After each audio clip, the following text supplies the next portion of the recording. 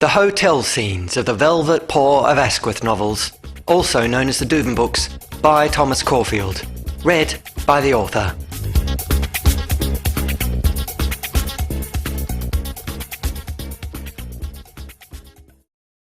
Chapter 5. From The Alchemists of Ra, Chapter 25, in which Oscar and Vaasi-Vee are chaperoned to a chateau high in the Alps of the Mahlese mountains, which leaves them feeling more uncomfortable than if the Alps' pointy bits were physically inserted into them.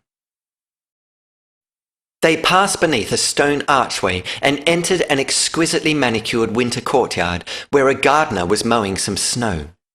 There were ice sculptures too, shaped like trees, and a fountain with its water frozen.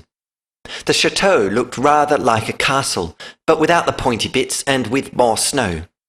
Oscar and Vaasi-Vee glanced at each other. It looked like the sort of place one had to book several lifetimes in advance and take out a mortgage for the deposit. Several animals weighed down with masses of jewellery skied from its entrance. They laughed expensively until falling over, after which they attached stabilising skis to their elbows to help balance their swathes of riches. The Dododocet strode up the chateau's steps, where a well-rugged attendant bowed so deeply that he also fell over. Oscar wondered about helping him up, before realising he probably couldn't afford to. The Dododocet marched into the chateau's innards, which turned out to be as spectacular as its outards, although with less snow and mountains and sky. Chandeliers hung like frozen rain in the hallways, smelling of smoke-stained oak. The carpet upon which they trod was red, at least a paw thick and probably still the original. Upon pedestals stood suits of armour, with halberds held to attention should their need arise, which seemed unlikely. Should enemies ever attempt the climb, they'd be exhausted and probably asked to be helped back down again. Passing elegant rooms, Oscar and Vaasi-Vee glimpsed animals relaxing and reading and smoking and dining. Some were deep in conversation, others not so inclined, and a few caught in indignant combinations of both. Regardless, they were all comfortable in such palatial surrounds, unlike Oscar and Vaasi-Vee, who glanced at each other worriedly. At a door, the Dododocet stopped and knocked. It was opened to reveal a room not unlike those they'd passed. Amidst the murmur of conversation and clinking of glasses, soft music played through air smelling of vanilla and baking. The Dododocet stepped aside for Vaasi-Vee to enter. Hesitantly, she did so, but before Oscar could do the same, he pushed in front. Posh animals looked up, before smiling at the famous bard and his beautiful guest. Their expressions fell, however, when Oscar's grubbiness followed. With a sort of expensive efficiency, a waiter bowed and fell over, before ushering the Dododocet and Vaasi-Vee to a table. After the Dododocet had given instructions, the waiter bowed, fell over a second time, and scrabbled away. Oscar stood beside them awkwardly, waiting for another dainty sneeze. Several nearby patrons glared at him as though he were coated in sick, and one gagged as though about to be. "Why do they keep falling over?" Vaasi-Vee asked, watching the waiter limp between tables. "It's a traditional thing," the Dododocet said.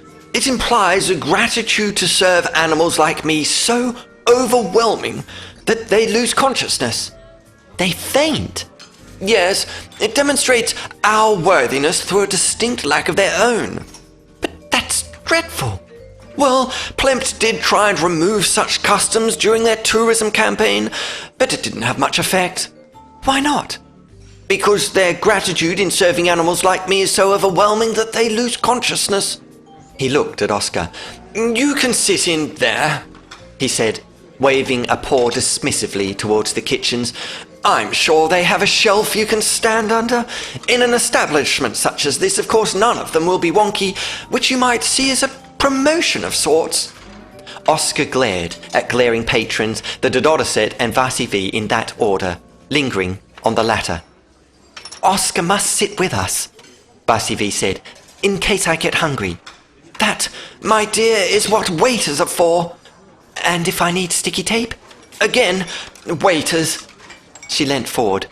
"The Dododocet, this might sound silly, but I find these animals in this place rather intimidating." He chuckled. Miss Vaasi-Vee, I can assure you that your beauty alone renders you far above them. Well, that's nice, but I'm not certain I could think of pertinent questions about your greatness without Oscar here to make me feel more comfortable. The Dodderset glanced at Oscar. His presence makes you feel more comfortable? When she nodded, he sighed. Very well, he said. Sit here, cat, but don't make any sudden moves. Animals of this establishment are used to the finest things in life, so they will not take kindly to the presence of the worst. Now look here, said Oscar. Again, Vaasi-Vee interrupted. So, the Dodder said, do you come here often? Well, it's a quaint place, certainly, he said, as much to irritate Oscar as impress her. It's dreadfully exclusive and unbelievably expensive, but then again, so am I. Oscar started to say something again, but the Dodderset spoke over him. These animals are all fabulously rich, Miss Vaasi-Vee, and don't have much to do with the dreariness of the ordinary world, except to make large amounts of money from it, don't you know? But you know them? Asked Vaasi-Vee, determined not to let Oscar intervene. You lower yourself regularly to the world of mere mortals. Yes, but only because I'm so generous and great that I insist on sharing my talents with those who have none. Oscar folded his paws and glowered. A grave-looking animal at the next table held a napkin to her nose and glowered also. I've been in a fight, all right, he growled at her. She put a paw to her chest as though having never heard anything so outrageous. He was about to ask whether she wanted to be in one when the Dodderset interrupted. He flashed a pacifying smile at the animal. Do not, he then growled at Oscar, even begin to speak to these animals, Duven, for you are so far out of your depth here that you have already drowned.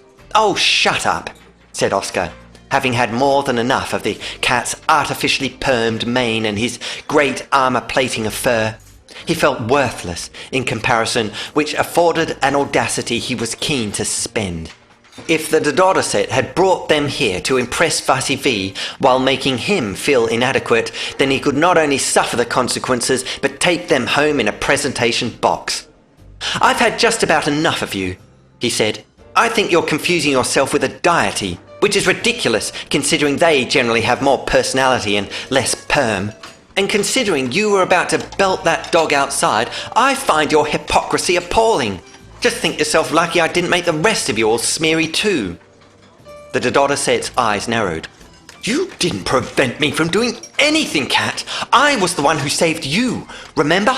If I hadn't stepped in when I did, you'd now have more holes in you than certain expensive imported cheeses.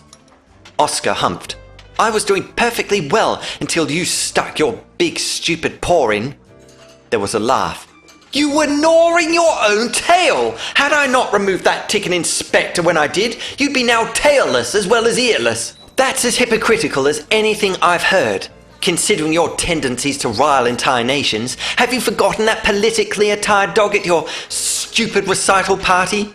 He leant closer. I've now prevented you from getting into 2 fights, and if it happens a 3rd time, I shall have to speak to your mother. Well, I recall that ticket inspector being rather insightful when it came to yours. If you don't revise your attitude, dodo thingy, I'll take you down so many pegs you'll be on the floor. Ha! You couldn't even reach my level to try, you stupid animal. Oscar stood, saying, Then I shall harass you to such a degree, Cat, that you'll be thrown out of this place forever. The Dodderset stood also, saying, That doesn't matter, you silly animal, considering I own 3 chateaux already. Vaasi-Vee stood also. That's enough, she cried. Stop this. No more. This is not how respectable animals act. Her words cut through tension like something surgical, leaving all 3 realizing the room had fallen silent and its contents staring at them. There was a small cough of disapproval from somewhere, followed by a discreet clearing of throat.